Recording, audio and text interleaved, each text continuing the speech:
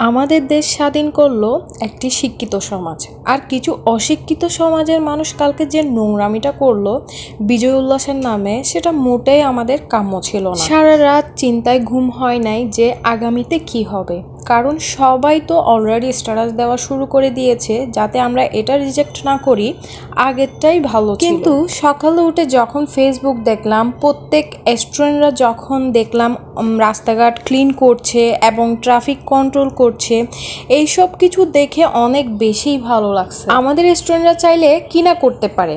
আজকে পুরো রোড ঘাটে অনেক শান্তি ছিল।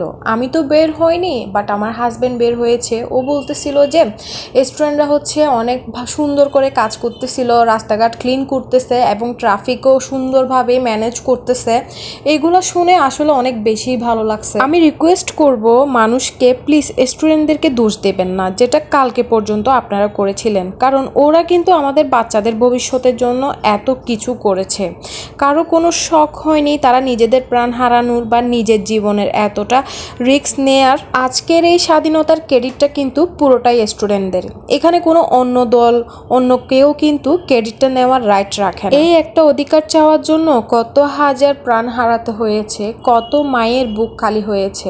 আমার মনে হয় না যে বিশ্বের কোনো দেশে জাস্ট নিজের একটা অধিকার পাওয়ার জন্য এইভাবে মরতে হয়েছে বা এইভাবে প্রাণ দিতে হয়েছে। তাই আমাদের উচিত দেশের কোনো ক্ষতি না করে, দেশের অ্যাসেন্টের কোনো ক্ষতি না করে আমরা সবাই এগিয়ে আসি, যাতে আমাদের নতুন বাংলাদেশকে আরো সুন্দর করে যাতে গড়ে তুলতে পারি। প্রতিশোধ নয়, আসুন আমরা সবাই মিলে দেশটাকে এবার পরিবর্তন করে তুলি, আমাদের আগামীর কর্ণধারণের জন্য সুন্দর ভবিষ্যৎ উপহার দিই।